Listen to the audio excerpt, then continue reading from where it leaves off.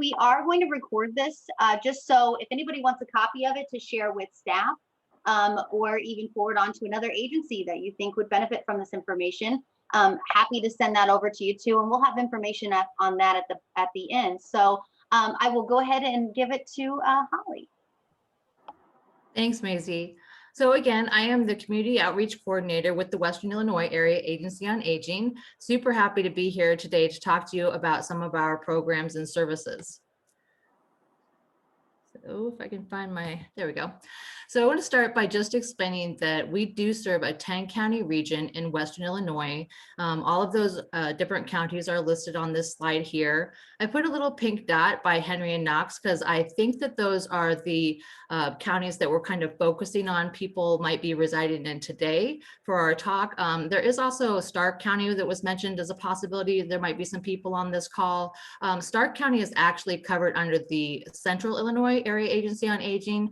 So on my last slide, I have included their contact information in case anybody would like to reach out to them to find out if they offer any of the, well, they probably do offer several of the programs and services that you're going to hear me talk about through Western today. We are an aging and disability resource center. A lot of people, I think, when they hear AAA, associate that with aging, which is wonderful, but we do also serve older adults and persons with disabilities over the age of 18. Some of our core services are information and referral, benefits assistance, and options counseling. All the different services that we provide sort of fit under one of those three umbrellas. And they are all listed in more complete detail on this slide. So across our 10-county region, we have what we call community focal points in each one of those counties, which are funded to do a variety of different programs and services like senior center, information and assistance, outreach, family caregiver resources, and the senior health assistance programs. They also provide nutrition services like home delivered meals and congregate meals, which of course aren't going on right now, but hopefully when we get back to our new normal, we'll be able to get those up and running again. They also provide some transportation services, some community outreach, legal services through Prairie State Legal Services, long-term care ombudsman and adult protective services through alternatives, some family caregiver support services, and also some caregiver training, again, through alternatives and Mendota area senior services.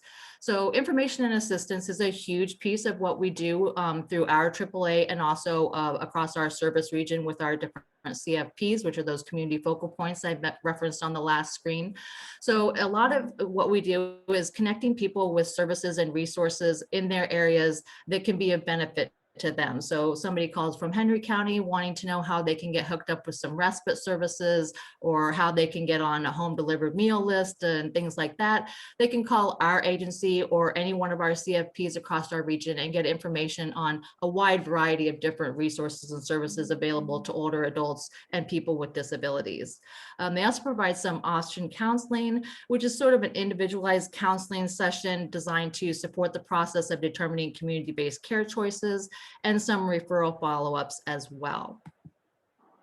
The next few slides I'm going to talk about all have to do with our different Medicare programs that we provide across our service area.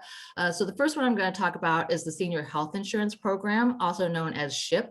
These are free, unbiased health insurance counseling services for Medicare beneficiaries and their caregivers. So people who are maybe just starting out on Medicare and have some questions about how all of that works, need some help deciding if they want to go the Medicare Advantage route or traditional Medicare, all of those different questions that people kind of run into when they first get signed up for Medicare, we can help them walk through that process. We can also provide some assistance with billing issues and appeals or with enrolling in different parts of Medicare. And then we also provide some open enrollment assistance during open enrollment period, which is I think about 10-week period every year that allows people to make changes to their Medicare programs and insurance, their prescription drug plans and things like that. The Senior Health Assistance Program we also offer. It is similar to SHAP, only it focuses on some assistance programs, specifically like Medicaid, benefit access, which can provide free transit rides for older adults and persons with disabilities, and also a license plate discount that's pretty popular. The Medicare Savings Program and the Low Income Subsidy Extra Help programs are programs specifically designed to help people reduce their healthcare costs and help with the cost of some prescription medications and things like that. Last slide on Medicare is our Senior Medicare Patrol program, which is our educational piece of our Medicare programming. So these are community presentations that we go out and give to seniors, persons with disabilities, or their families on how to protect, detect, and report Medicare errors, fraud, and abuse. Millions of dollars are lost every year to Medicare fraud and abuse. So this is a very important piece of the programming that we provide in trying to keep that number down as low as possible. We also provide some caregiver services and supports through WIAA, through information, assistance, and referrals to caregivers. And then Western also funds alternatives to provide some caregiver services like respite and counseling, and also some services for grandparents raising grandchildren and other relative caregivers on how to find referrals, or how making referrals and finding answers to locating resources for those folks as well. There's some additional community services listed on this slide, which are offered through alternatives. I'm not going to spend a lot of time going into them because I believe they're up to speak right after me, and certainly they can speak to their programs better than I can. But I did just want to reference that they do offer a community care program, some adult protective service programs, and also some ombudsman services. And then that brings us to community outreach, which is another big piece of what we do across our service region. So we have some different programs like Engaged, ADRD, which is our Alzheimer's disease and related dementia fund, a Matter of Balance classes, and some Living and Learning series classes as well. The Engage program is part of a national effort to increase social engagement and reduce social isolation among older adults. So it was started in 2019, pre-COVID-19, which is a good precursor to what we've seen over this last year with the increased amounts of socialization that we've noticed with the older populations that we're working with, who have been fairly isolated during this pandemic. 3 other providers were added to the pilot in 2020, and I did list all of the 4 counties that are currently funded for this social isolation efforts. But I would also note that just because your local senior center isn't listed on this slide doesn't mean that they aren't offering programs for older adults right now to help with engagement and offer some socialization opportunities.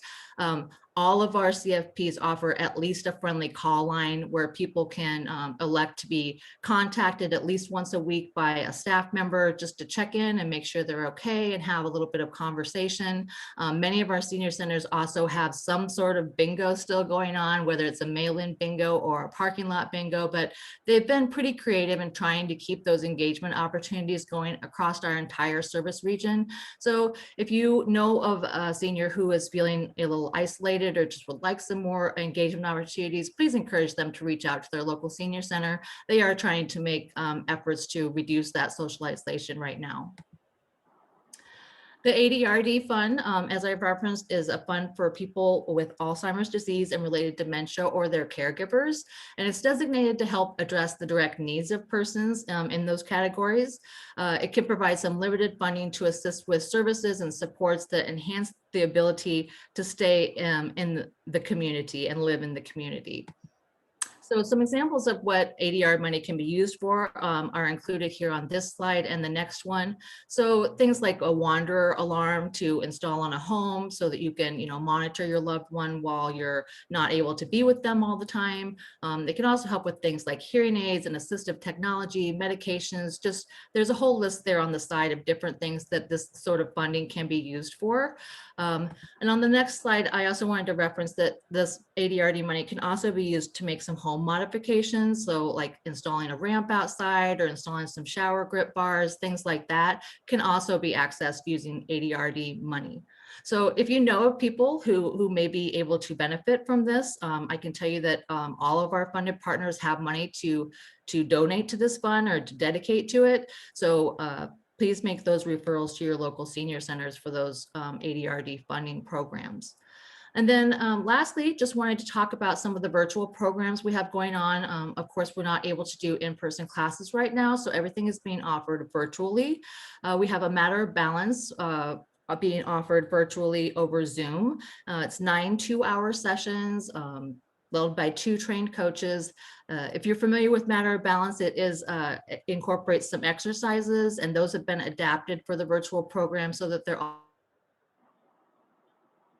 seated exercises. It's the use of a device with a webcam, and that's so that we can monitor them for safety while they're doing those exercises and things. Matter of Balance is being offered on demand right now. There's a minimum class size of 8 for that program. So once we have a class size of 8 established, then we'll go ahead and schedule that class. There's also some living and learning opportunities on that darker green portion of the slide that are also on demand classes being held in the same sort of format as needed or as wanted by the public. And there's also a couple of scheduled classes. So we have Money Smart starting on Monday, starting March 22nd, and then an Advanced Directives and Power of Attorney workshop on Thursday, April 8th. And the wonderful thing about those being offered virtually is that anyone across our entire service area can get on and join those presentations. You don't have to be living in the area where they're being presented in order to attend. So that's kind of nice about being able to offer those programs virtually right now.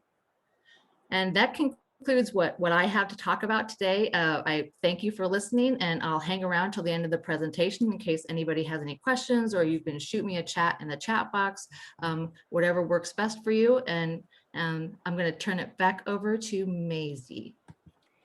Thanks so much, Holly. I really appreciate that. Man, they will find any way to continue bingo, let me tell you. So, but yeah, that definitely, the Matter of Balance classes, we were really looking forward to those. So I'm hoping we can get back to those. So next we have, well, this is a great transition because they go hand in hand. So we've got Jennifer and Brycey with alternatives for the older adult. Yes, and I have to say I was very remiss in not introducing Jennifer Glacken, Alternatives Regional Ombudsman, during the introduction. So she will be talking pretty soon here. But first of all, we're going to start with, I'm going to share my screen, hopefully.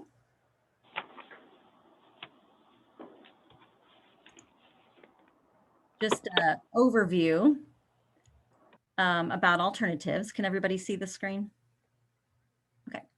Okay.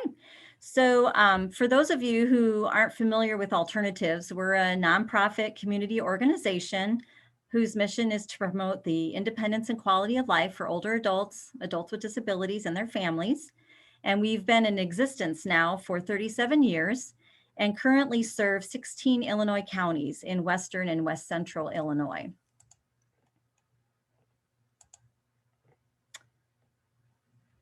Alternatives provides 3 core programs that are mandated by the state of Illinois. These include care coordination, which is assisting older adults to remain in their home by connecting them with services and supports. Adult protective services, investigating allegations of abuse, neglect, and self-neglect for older adults and adults with disabilities. And then our long-term care ombudsman, advocating for residents of nursing homes and assisted living facilities. We also have 3 smaller programs, which are highlighted in yellow on the screen. And these additional programs complement our core services. And they are money management, assisting individuals with bill paying and budgeting, caregiver support, providing overwhelmed caregivers education, resources, and supports, and then House Check, which is a home environmental assessment to help individuals prepare their surroundings so that they may age in place. And this is just a map showing it's kind of like a heat map showing where a lot of the population is that we serve. So our main office is located in Moline, but then we also have 5 satellite offices that are intentionally located in the areas and communities in which we serve a more concentrated population. So those include Kewanee, Peru, Galesburg, Macomb, and Quincy. And then this slide was just recently updated and gives a quick snapshot of the number of individuals we were able to serve in state fiscal year 2020, which for those of you that might not be familiar with the state fiscal year, it's July 1 through June 30th. The number in the middle represents the number of people served for all alternatives programs combined last year, so almost 20,000 individuals. And this was accomplished with 65 very dedicated and mission-driven staff. So you may have noticed that on the last slide, Care Coordination is the largest program at Alternatives and has served almost 9,500 older adults this past year. And an outcome that we are most proud of in Care Coordination is that we are able to consistently assist 96% of our clients to remain in their own home with services and supports. How do we accomplish this? Well, we have trained and certified care coordinators who complete in-home comprehensive assessments to help the older adult determine and identify what his or her needs are. And then we provide them with the best resources, services, and supports to meet their needs that are available in their community. So these services can include things like non-medical in-home care for daily tasks, which is a popular service that is needed.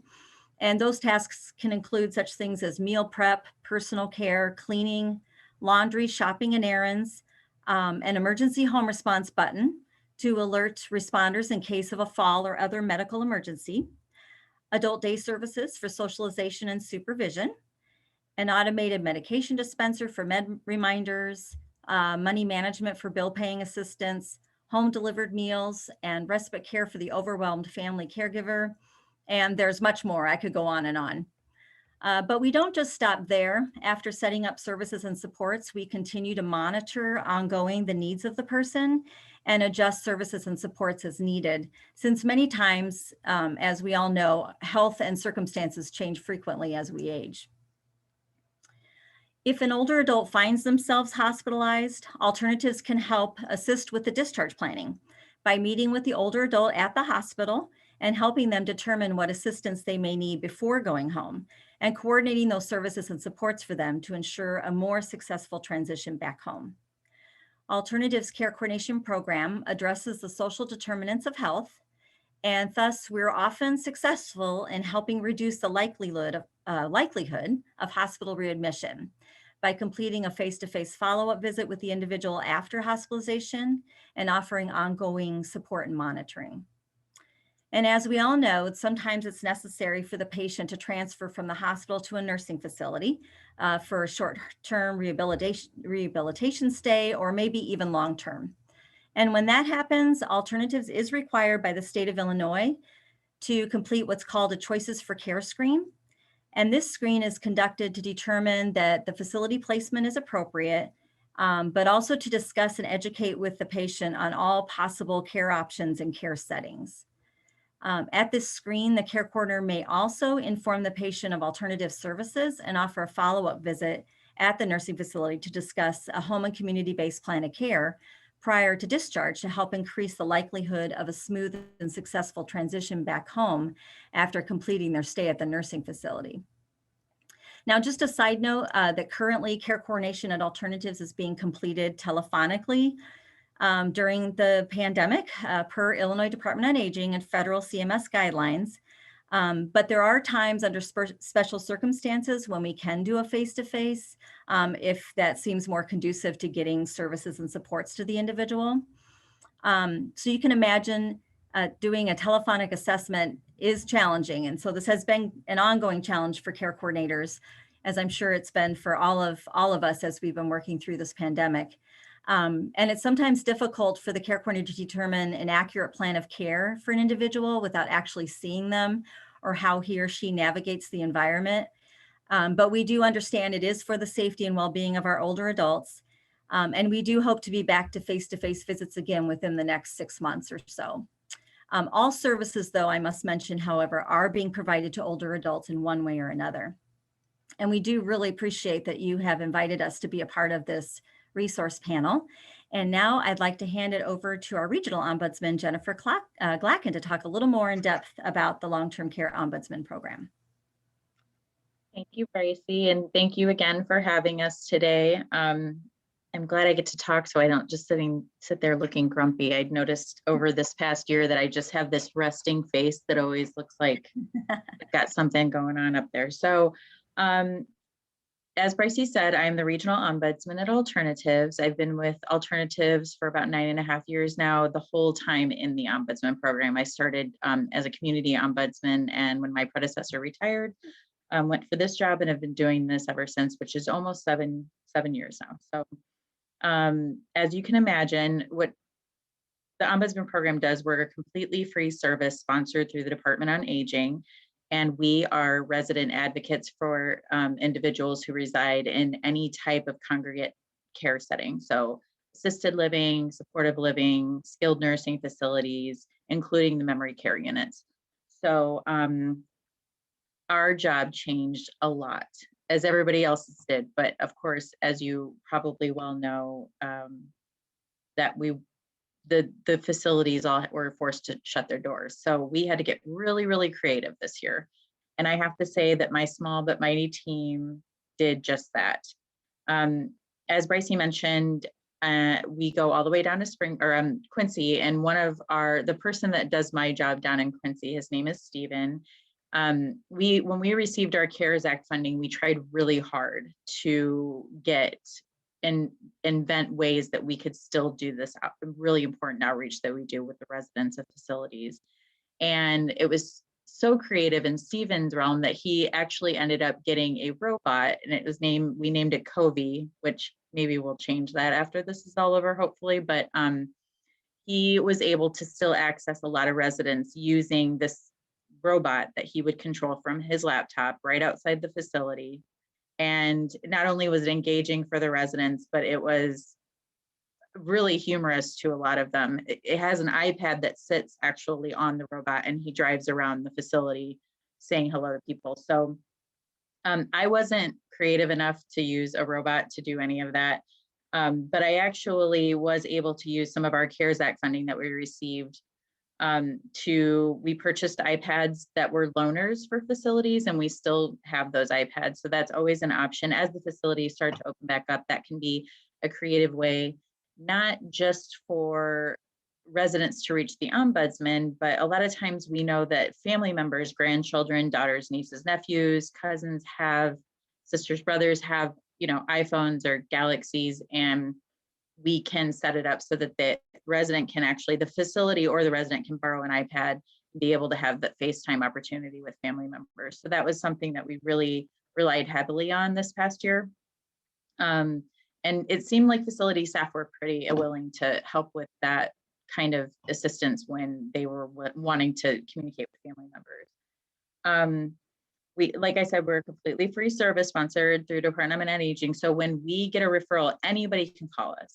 A friend, a family member, a concerned staff person, maybe the staff person is seeing that they're kind of, in withdrawing a little bit because they haven't had that consistent family and friend network that they used to have for support. And they're reaching out to us to say, hey, could you kind of try and help us come up with ways to connect this person with their family?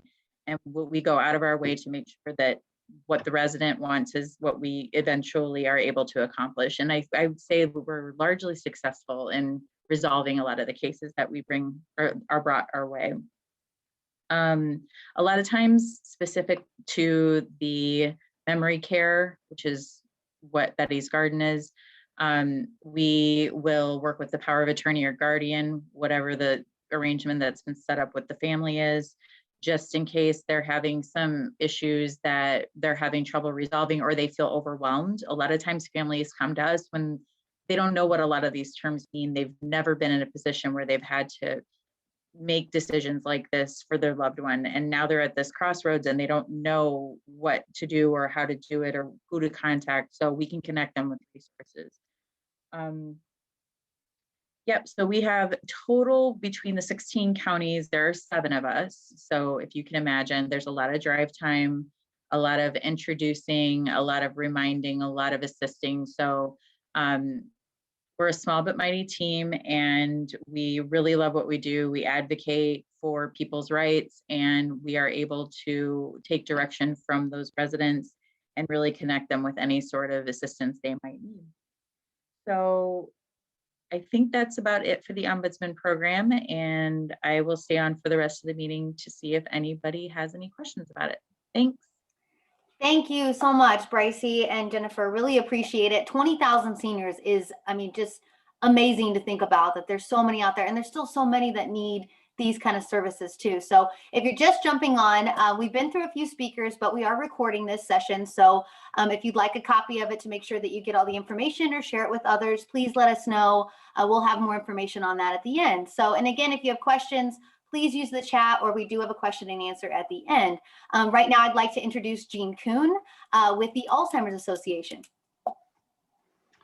All right, well, good afternoon, everybody. I'm going to try and share my screen here as well. Hopefully everybody can see that.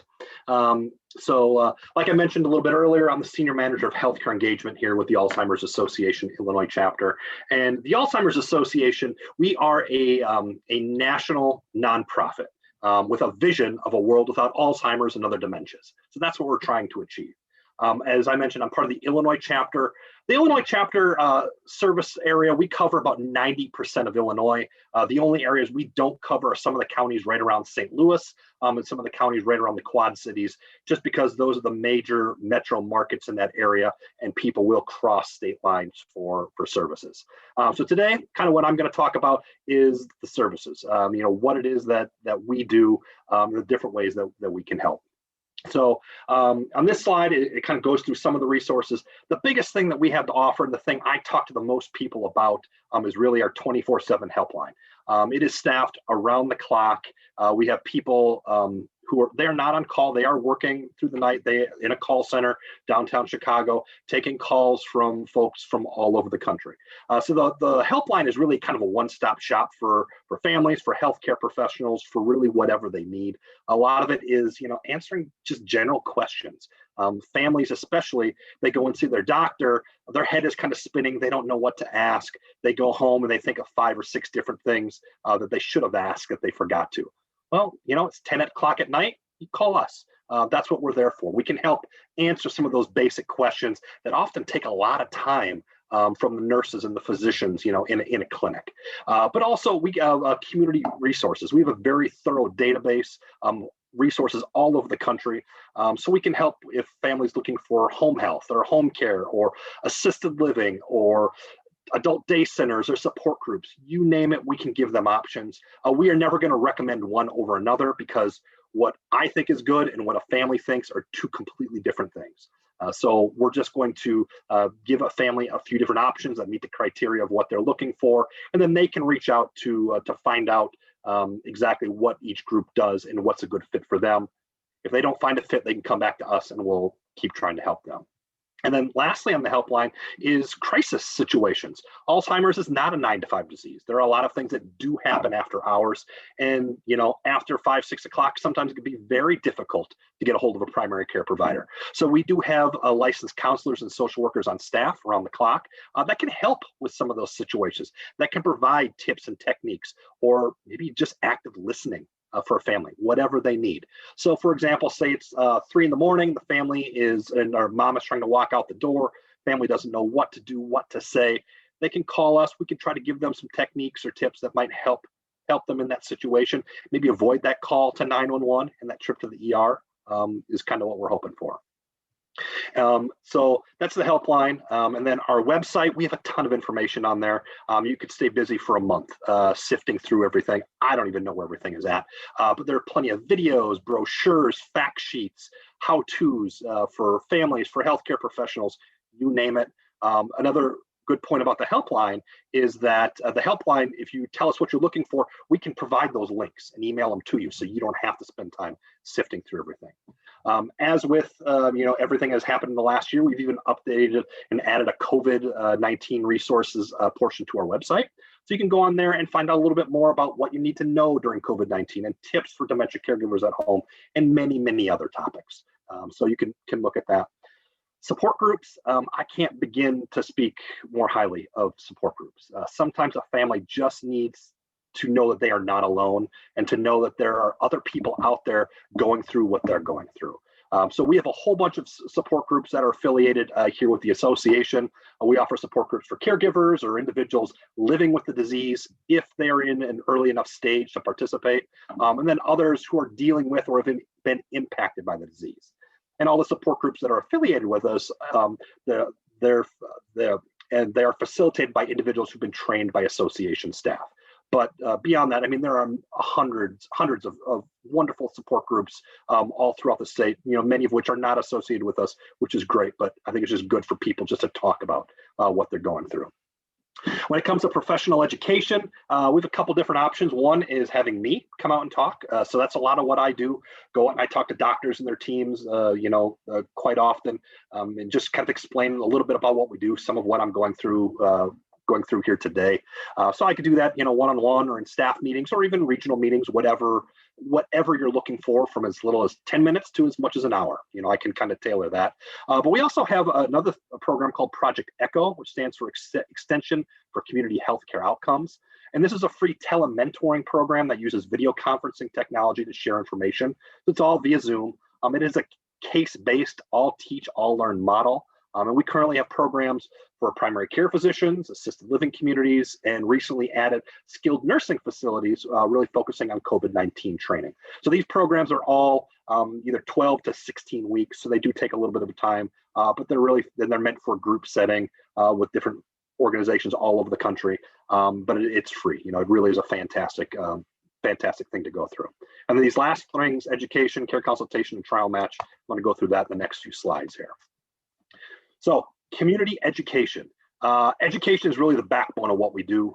Professional education is my end of things, but we've an entire team that focuses on community education, focusing on families. A lot of times families don't know what they don't know. And, having these educational programs can really kind of go through about what this disease is, and what the progression may look like and what the future may look like. And it really helps prepare that family for what may happen down the road. So you can go to our website, have a complete list of the programs that we've done. On this slide, you see some of them. The 10 warning signs of Alzheimer's is probably our most popular one. It talks about the warning signs as opposed to normal aging. It also talks a little bit about diagnosis and resources. We also have like healthy living for your brain and body. Really focuses more on exercise and diet and staying cognitively and socially active, and the impact that can have on brain health.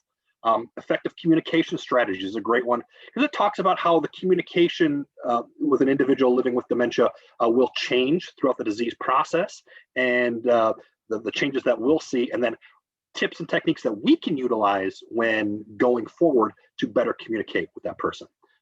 So again, everything is on our website.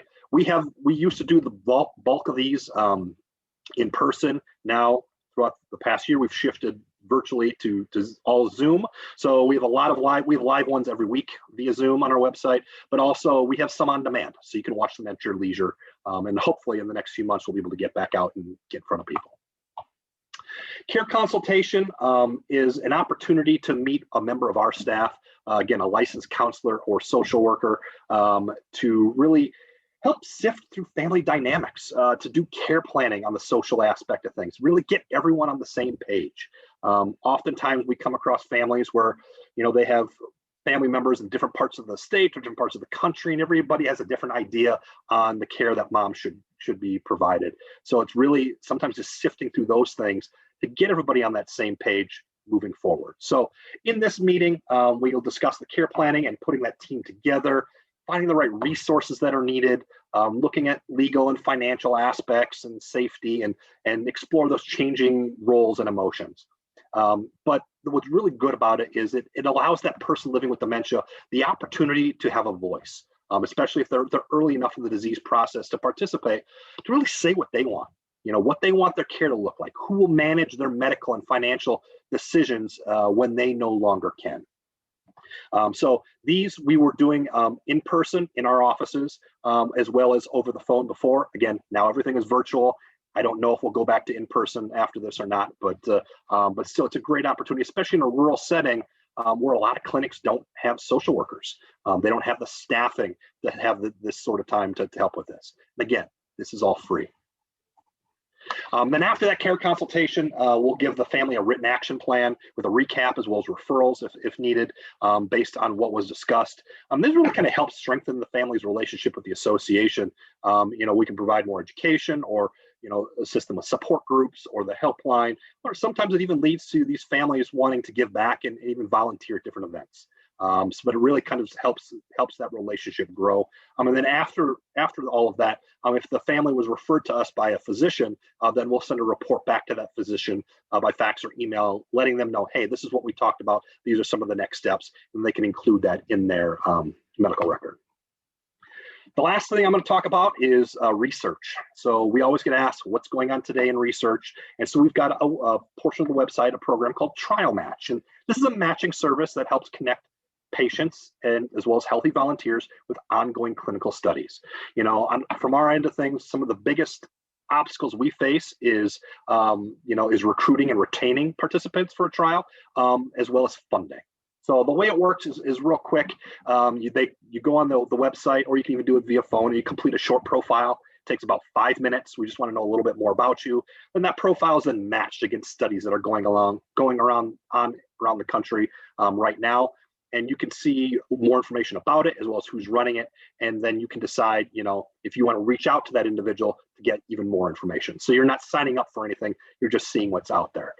So we always recommend, checking it out, just seeing what's out there. You may not want to participate now, but maybe down the road you do. Who knows? It could be anyone that's watching this today that could potentially hold the key to helping us find a cure for Alzheimer's.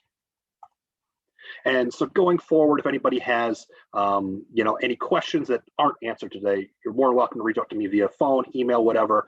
I'm happy to discuss with you in detail different ways we can help. So that being said, I will turn it back over to Maisie. Thanks so much, Gene. I know that we use a lot of the educational programs. We've used a lot of it for in-services, even for staff too. That's been really helpful. So worked with the Alzheimer's Association a lot. So, and then again, if you're just joining us, we've got questions held until the end. We've got just a few more speakers.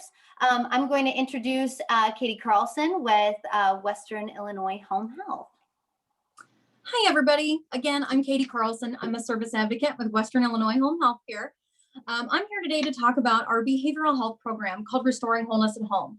Before I get too deep into the weeds on that, though, I kind of want to give you a brief overview of what we can do for patients as a holistic view, if you're not familiar with us. So we do provide skilled care. So we offer skilled nursing, physical, occupational, speech therapies, home health aides, as well as medical social work. If you are unfamiliar with us, we actually have a sister company called Western Illinois Managed Home Services. If you and I chat a lot, you'll hear me call it MHS all the time. So that is our private duty side. So that can be utilized in so many different ways and in conjunction with our skilled side. It can be a little bit of respite. We can get you up in the morning, get you ready for the day, transport you to appointments, do a little cleaning, meal prep, all the way to one-on-one 24-hour nursing care if needed. If you're a higher level of acuity, we can do even 2-to-1 care if need be. So as well as senior care managers. If you are not familiar with that term, a senior care manager is a professional patient advocate, or we like to call them professional family members in our agency, because that is really what we are. We're just an extension of the family that deals with care coordination for the individuals. So back to Restoring Wellness at Home here. This is our behavioral health program. And I kind of want to walk you through what this program is, what our goals are, how we achieve those goals. And then I'm going to give you a real life application that we can send you home with today.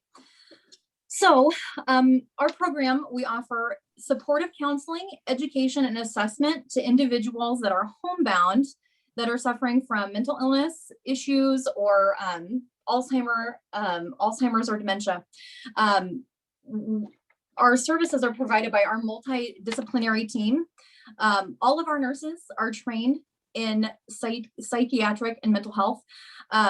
So skilled nursing, MSW, medical social work, physical, speech, occupational therapies, and home health aides. Our team looks at every single individual with a holistic view.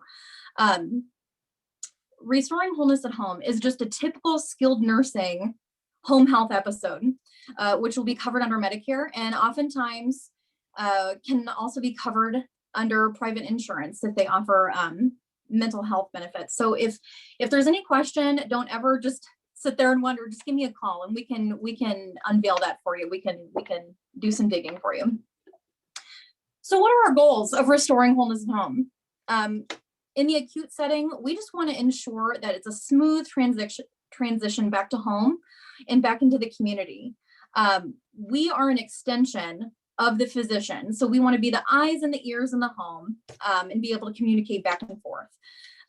We want to stabilize the patients who are at risk for rehospitalizations, increase their medication compliance. I know that can be a big issue, as well as increase their functional ability and knowledge of their meds. Instruct them on how to stay well, manage their illness, and prevent relapse. We want to decrease their symptoms. And overall, we just want them to have a better quality of life. We want to provide just good care for our folks in the home.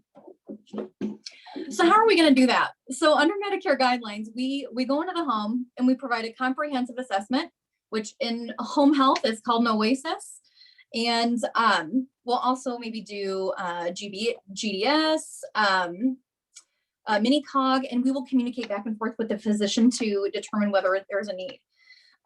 That'll just give us a really good picture of the individual's condition, their living environment, and their daily routines, and really what's going on with them. Individual treatment planning, restoring wholeness at home. We utilize a standard program. And like I said, all of our nurses are trained in psych. This program is not cookie cutter by any means. We tailor every care plan to the individual. Everybody's situation is unique and different and presents its own challenges in different ways.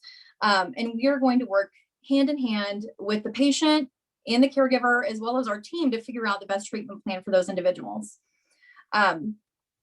Medication management and education is a big part of our standard of care. We're going to take a good look at those meds, make sure that we have the correct dosage, make sure nothing's working against each other. And we're going to educate the individual and the caregivers, about impact, really best time to take meds, and just make sure that they really understand why they're taking these meds. And hopefully, over time, that's going to increase their compliance with their medications.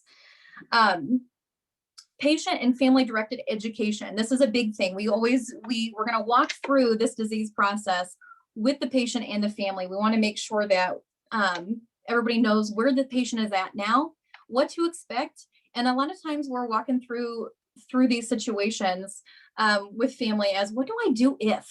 That's a conversation we have a lot. What do I do if this happens? And we just want to make sure that everybody's on the same page to provide, safe care at home. Individual and family supportive psychotherapy is another big piece. We're going to educate, not educate. We're going to make sure everybody understands the disease process, start to finish. And one big thing that goes hand in hand with that is we're going to make sure that we have in place the proper diversion tactics and coping mechanisms in place for the family and the patient to deal with their process at home. And it's really hard as a family members to know what's all available to you out there, right? That's why this is so great that we're able to get together and do this huge data dump of all these, services that we can take advantage of. So another big part of our standard of care, if you're referring to us for restoring wholeness at home, is a medical social work visit. The purpose of this is to make sure that you are aware of everything that is available to you. A lot of times individuals don't realize that their long-term care policies can pay for homemaker services. If you're a veteran, same thing. And we will make sure, you can get everything that you're entitled to. That's medical social work visit. That it's so important because we want to make sure that everything is in place going forward, and it's a big resource. That's the word I'm looking for. We want to be a resource to the family moving forward all the way through the process, even future planning for that individual, whether that be, adding more care in the home, making sure that they do have 24-hour one-on-one care, or transitioning them into a higher level of care in a facility. Behavior management. So this is really important. And I want to point out that this program can be utilized in assisted living facilities as well as in the home. So I want to give you an example. If somebody is struggling with bathing, you know, there's so many different things that we can do to help the caregivers get through this process and make sure it's a comfortable experience for the patient as well. You know, with dementia patients, sometimes mirrors are a big problem, right? You don't recognize the human in the mirror, and that can be really confusing and traumatic to some folks. So one thing that we might do is we'd go in super early, make sure it's nice and warm, fog up that mirror, out of sight, out of mind. You know, a little extra laundry, that's okay. Well, you know, may use 6 towels to make sure that patient's nice and warm, nice and comfortable. If they're combative in the bath, we may give them a Tootsie Pop, keep them occupied. So just little things like that. You know, those are so, you would think they might be common sense, but you know, when you're in a facility and you have like 50 other tenants to take care of, those are things that you don't necessarily always think about. And we love to go in and work hand in hand with those facilities to make sure that those folks can stay there, you know, stay there as long as they possibly can. So good example there. We always have nurses on call 24 hours a day. So whether it be an individual struggling with anxiety, you can call, we can work through that together. Or if it's a behavior related phone call, the nurse may give you some suggestions and how to divert that patient from what's going on in the home. The last piece I want to give to you of how we're going to meet these goals is care management. So just because you have 2 or 3 individuals in the home doesn't mean that's everybody that's overlooking your case. There are leagues and leagues of people throughout 10 counties that are overseeing your case and making sure that we have put together the best treatment plan possible for these individuals. So this is just scratching the surface, and I know that's a big data dump, but I'm going to attempt to share my screen with you to give you a real life application.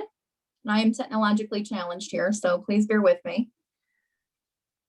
Let's see. Okay, so this is our Meet Bill. Bill is an actual patient, and no, that is not Bill up in the corner. I get that question every day. But this is our real life application. And I know I'm pushing time here, so I'll just kind of skim through because you will go home with this today. But Bill resided in an assisted living facility with his wife, and he was complaining of memory problems. He had a full range of testing done. Everything looked okay. But Bill reported that he had a good appetite, denied problems of sleeping or weight changes, also denied suicidal ideations, as well as visual or auditory hallucinations. However, he said he was depressed and worried about his memory problems. Bill had some typical symptoms of depression. However, he had agitation and irritability noted by his wife, in addition to the depressed mood expressed by Bill. In this case, the patient may have been minimizing his depressive symptoms due to his dementia. So what did we do for Bill over in this blue box here? What interventions did our nurse employ? So again, that always is required by Medicare. We're going to go in, do a comprehensive assessment, do the GDS and mini COG, and these are repeated on the 8th week of each episode, and results of these assessments are given to the physician and or facility. We'll discuss that too. We're going to get to know the family. We're going to communicate to both that the nurse can assist in the process of recovery from depression, teach that when depression is treated, cognitive function usually improves.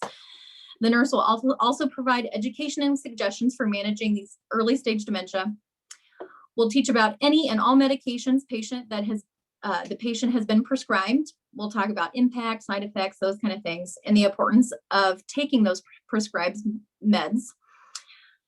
And then we are going to choose an intervention or multiple, depending on the case, depending on his everyday need, right? So we encourage Bill to walk due to exercise has been shown to be an effective intervention to lessen the depression. The nurse will also work with the wife to teach her about husband's diagnosis and her role in supporting him. And then on the 8th week, we're going to do that GDS and report back to the physician. As long as Bill remained on service with us, the GDS is less than 4, which means he is no longer depressed. So what this means is if he's still having a little bit of symptoms, we're going to recertify him and keep working with him until we can figure out proper interventions for him. And the last thing here is we're going to communicate verbally with the staff, physician, discuss any roadblocks and any progress going forward. So that's just, like I said, just a everyday occurrence and how we can help. Sorry, screen broadcasting. I would love to talk more about this in detail with you if you have any other questions. Like I said, that's just scratching the surface. So I'm going to drop my information here in the chat box for you, and holler if you have any questions. I'd love to sit down with you. Thanks for having me. Thanks so much, Katie. Really appreciate that. So again, if you're just joining us, we've had a few speakers that we've gone through, but we will definitely send out some of the information from each one of them along with the recorded version. So again, if you're just joining, don't worry. We've got all this information for you that we'll send over to you. So we're going to jump over really quick to Chris Enlow with Cottage Older Adult Behavior Health Unit. Hello, good afternoon. I just want to talk a little bit about the unit. We have a secured locked unit for 16 people. With COVID and all, we were down. We could only take like 14 for quite some time, but we've now gotten back up to 16. We take referrals from community, from assisted living, nursing homes, doctor's offices, police. We've taken referrals from anyone. We have, of course, right now, Dr. Deco has left, but we have an interim doctor, Dr. Bosley, and we also have Dr. Chris that follows our patients currently. We also have a social worker. She is meeting with the individuals on a daily basis. They also have like activities that are scheduled right now. Right now, they have to be separated. Some people can't even be in the day room. So they're all kind of like individually set up for them right now, but they do get activities. They do a lot of things. Another thing that I kind of want to talk about, which will be sent out to you guys, or it has been sent out, when we get a referral and the person is going to be admitted, the person either has to be voluntary admitted or involuntarily admitted. Those things kind of come up. People are confused about them. This is just either one or the other. To be involuntary, the person has to be a harm to themselves or others. And the social worker and the doctor have to take that in front of a judge and show why that person was admitted to a locked unit. So these are some things that kind of have people don't understand. A family member cannot sign the individual into the hospital in Illinois, no locked unit. You cannot admit your family member into it. So a doctor has to sign off a certificate to get the involuntary person in. Voluntary has to actually be agreed by the patient in some form or way. There's always questions surrounding all of those things, but those are the biggest questions that we get. The other news that I wanted to share is like we are taking 63 and above patients currently in our unit. We were at 65, but we've changed, and I just want to make sure that it's out there now that I'm on this kind of format, that it's 63 and above. They do have plans in the works of trying to open an adult wing as well. It's just more in the planning and having regulatory things, which side it's going to be on the 3rd floor, but just like which side and where and how it can be secured and all of those things are still being in the works. So hopefully within a year, we'll have that adult unit, which will be 18 and above, which is very much needed in our community. It will be needed. So, I'll definitely be marketing that when it gets closer to being open and done and all of those things. And even maybe, hopefully COVID's not quite as here and we can have tours, of it before it opens and all that jazz. But anyway, if there's any questions, let me know. call me anytime if you have questions about an individual. We ask Katie, she called me. Anyway, that's all I have to say. Thanks so much, Chris. I really appreciate that. No problem. Briefly, we had another speaker with Cornerstone Wellness Center over in Sheffield. Elizabeth Pratt, she was unable to be with us, but Elizabeth Pratt and her husband had opened the Cornerstone Wellness Center over in Sheffield, and it is a very neat place. Exercise equipment, daycare, and support groups. So she holds a support group there for those suffering for Alzheimer's and dementia, the family members, and it is a fantastic group too.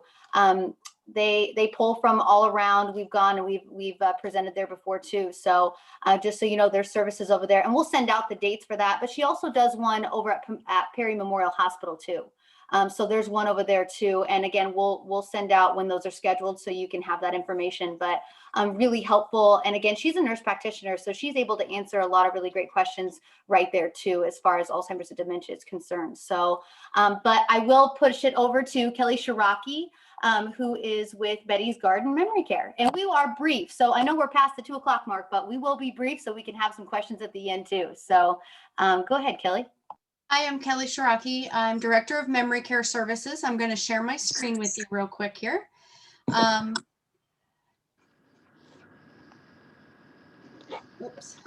There's my contact information, my cell phone and my email, and I have it at the very end as well of the PowerPoint.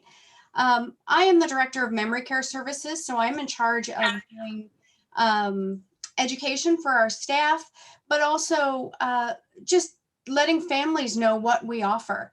One of the most things that we're most proud of is our Coming Home program with Betty. Betty is a real person. She was named after one of our vice president's mom, who did not have somewhere to go when she needed an assisted living for dementia care. So Betty's Garden was born. We are very much want to work with our tenants individually. While I talk to you about this, I'm going to show you what coming home really means. Coming home means that we are training our staff. We are training anybody that wants to come into the building to treat these people as if they're their own family. We work in their home, not the other way around. So what I do with my education is I make sure that people understand dementia. You may be looking at some of these photos and saying, wait a minute, they're cooking. How can they be cooking if they're living in an assisted living? Well, it's because they're coming home. They've always cooked. So you break down the activities so that people can do what they need to do. So that's one of the ways that we do our education, is working with staff, helping them understand the different types of dementia, helping them understand that we can meet the needs of our tenants. You can see by their smiles that they are very happy, that we are meeting their emotional needs. Now, all of these photos I got off of our Facebook page. So they're not wearing masks because we got it off Facebook, but you can see how they are very happy. You can see that they're cooking and food is a big, big thing. Hey, Kelly, just real quick. I'm not seeing the shared screen. I don't know if anybody else is, but I've got a black screen. Oh, so sorry. that's all right. Let me, can you see that? Okay. Sorry about that. These are some of the photos that we were talking about. There was a little baby deer that came in. The staff did a shopping day where all the tenants could come out and go shopping, because that's something that we miss when we're living in assisted living. We can't just go out and pick up things. So as I mentioned, these are activities that we do in order to keep people happy and healthy. Our gardening. Some of the ones that you all missed were of them cooking, using a mixer, cooking in a pan on the stove, stirring apples. These are all very important things that we do with our families. With our tenants. Sorry. I'm getting back to my original slideshow here. So can you see that?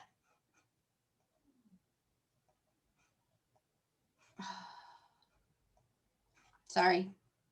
I've never done this with two different screen shares before with 2 different PowerPoints. So going back to our Coming Home with Betty, this is what we were originally talking about. We try to meet them in all different needs. One thing that we offer to help the care partners, which is what I call the family members instead of caregivers, because a lot of times we don't view ourselves as givers, but as partners. We offer casual open discussions to manage dementia, to manage their expectations of the family. It's not a true support group in the sense that we don't go in with usually a program unless it's advertised. Usually it's what that family needs to talk about at that time. Once we're able to do them in person, we will do that again. But for right now, they're available through Zoom. We can do them for individuals, for families, so that if just your family is having an issue and we need to get all the kids on the same page, you can use my 20 years of experience on both the clinical side, working at a hospital, and also as someone from a very large family in talking about it and trying to make family decisions. We do continuous training for our staff. They all receive 22 hours of education and training before they are alone on the floor with our tenants. But we also wanted you to know that I am only a phone call away, and so is Carissa Nash. She is our marketing and admissions coordinator. We do a lot of professional presentations that we can take out. We have one for first responders. We have one that's understanding dementia, vision and hearing changes, what's really happening with the brain. We'd be happy to take those out to your location, to different police departments, EMS, anything like that, to give you some extra understanding of dementia so that when you're managing staff, when you're having families that are having issue, you can contact Carissa or myself. And Chris is going to tell you a little bit about a couple services that we offer that are just amazing. Hi, everyone. I'm Carissa Nash. I do marketing and admissions specifically for the Kewanee Courtyard community, so independent, assisted, and assisted living memory care. And one of the things we're focusing on today is the resources we have available at our memory care. One of them is our adult daycare program, and it's actually really big here in the spring and fall, believe it or not, with dementia. We have a lot of farmers or farmhands that have a loved one that needs assistance or just kind of, general looking after for safety purposes.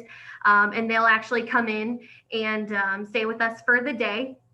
As you can see, it's $12 an hour for daycare, minimum of 4 hours. We can do, early in the morning to later in the evening, all those harvest and spring planting hours that we see. So it's actually one of our more popular services. And unfortunately with COVID, we weren't able to have people come in the way that they were before, due to having people in and out of the building. But right now we're working on ways that we can open that back up to help everyone out. Of course, it gives that person that's staying with us a great way to socialize and engage, which is something that they may not be able to do if they're staying home alone. Or, just having a loved one checking in on them. We've got a constant watch on them, but we're also keeping them busy, which also helps that loved one when they pick them up in the evening, go home and relax because they're just as tired. And of course, peace of mind, and you can't put a price on that. One of the other services that we offer is our respite stay. This is very popular with people who have a loved one that they're looking after, and maybe they're going on vacation, going out of town, going to see their kids, or they just need a little bit of a break because we see that caregiver burnout and fatigue. So our respite services are $150 a day. We can go anywhere from 2 weeks to 30 days. It's kind of a gray area. We've done weekend stays before. We've pushed past the 30 days just a little bit if necessary. But we try to accommodate everybody and do whatever they need to make it as easy as possible. It's also a really nice way for that person to kind of start to get used to our facility and make a smooth transition into a permanent stay when that time comes as well. And again, they're getting the socialization. They get to utilize all of our programming. They have 3 warm home cooked meals a day. We do have private apartments. We don't share.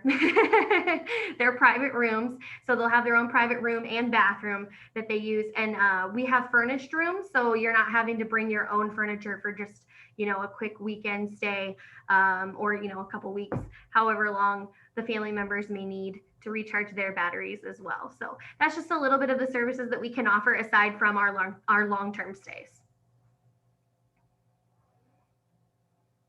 Wonderful. Thank you, Carissa. And again, Betty's Garden is our assisted living memory care. It is a secured neighborhood as well. So and we've got them in various locations too. We'll send out that information along with the recorded version. So now, and again, we want to thank everybody for being a part of this. We're sorry that we went over 2 o'clock. There was just so much information that we wanted to share. So many great agencies on today, Western Illinois Agency on Aging, Holly Brugman, Alternatives for the Older Adult, Brycey and Jennifer, Jean Kuhn with the Alzheimer's Association, Katie Carlson, Western Illinois Home Health Agency, Chris Enlow with Galesburg Cottage Hospital, Older Adult Behavior Health, and then of course, Kelly and Carissa with Betty. So I want to open it now that if anybody has any questions, again, you can go to the chat, or we can, you can unmute and you can ask, feel free. So any questions for any of our speakers? No? All right, wonderful. Okay. Well, again, if you do have any questions, we will provide the contact information for everybody who spoke today, along with some of the materials that were included as well. So, and again, it always takes a group of people working together with a common purpose in an atmosphere of trust and collaboration to get extraordinary things done. And that's what we wanted to do today, is to provide education to us all on what is out there for these seniors. And now more than ever, it's important. So, and I did want to see too, if there's anybody in the audience that wanted to, pipe up really quick about any of the support groups, services, anything that they offer that can pertain to the senior population as well. Hey, Maisie, it's Jackie. Can I jump in? Hey, Jackie, yeah, feel free. Go ahead. Great. So I'm Jackie Jennings. I'm the director over at Gordon Barrett Senior Center here in Galesburg. And we had like a really rough go of it last year, as everyone else did. But when we opened back up in September, we had just a couple of weeks that we were open, and then I came down with COVID, so we had to close down again. Opened back up again at the end of October, I think, and one of my participants came down with COVID and had to close down again because I had to quarantine staff. So then we opened back up again for 3 days, and the governor closed us down again. So because all ADS were closed for a while. So we are just now getting back into being open. We're so glad to get our folks back here again. We've got a really lower population right now. A lot of people have dropped off. They've come to places like Betty's Garden or assisted living or whatever. So we are just now we opened on the 16th of February, and with all the protocols still in place, we're wearing masks, we're social distancing, we're keeping everybody, safe as we possibly can, taking temperatures twice a day, all of the things. And just wanted to get it back out there in the community to know that we are looking at beginning next week, opening up some more slots. We only have space right now for 15 people with my staff. We've noticed a big change in a lot of our folks that need a little more help right now, but just so that the word gets out there again, anybody that would need day services in this area is welcome to call, and we'll do our best to get them in and get them worked into our program. Love to have them here. Really looking forward to what 2021 will bring. So just wanted to say that. Thanks so much, Jackie. Really appreciate that. Gordon Barrett is wonderful to have in Galesburg, so really appreciate it. Thanks. Anybody else? Hey, Maisie, this is Ed. I was just going to share with you and everyone else, we have being the second largest home health agency or company in the country, we have great deep resources, and we just recently launched an Active Mind program. It's a home-based program to help residents with dementia and their caregivers improve self-esteem, social awareness, and promote safety. Yes, I read that.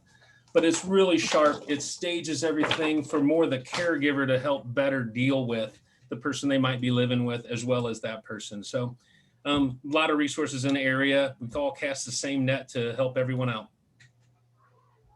And I'll Definitely. put contact info up there as well. Thanks so much, Ed. I really appreciate that. So anybody else? Wonderful. So we are going to be sending out the materials that were used today, along with the contact information for all of our speakers as well. So I really appreciate everybody jumping on. Again, we did record this. So if you'd like a copy of it to share with any other staff, any other agency you can think of, happy to do so too. So get a hold of Carissa Nash. And then again, we really appreciate this. Just a great way to share a lot of information here today. So didn't mean to overwhelm you, but we got a lot of great things going on. So especially during this time. So again, thank you to everybody for jumping on. And we will send out the recording. Thanks so much. Thank you, Macy. Thank you. Bye. Thank you. Bye.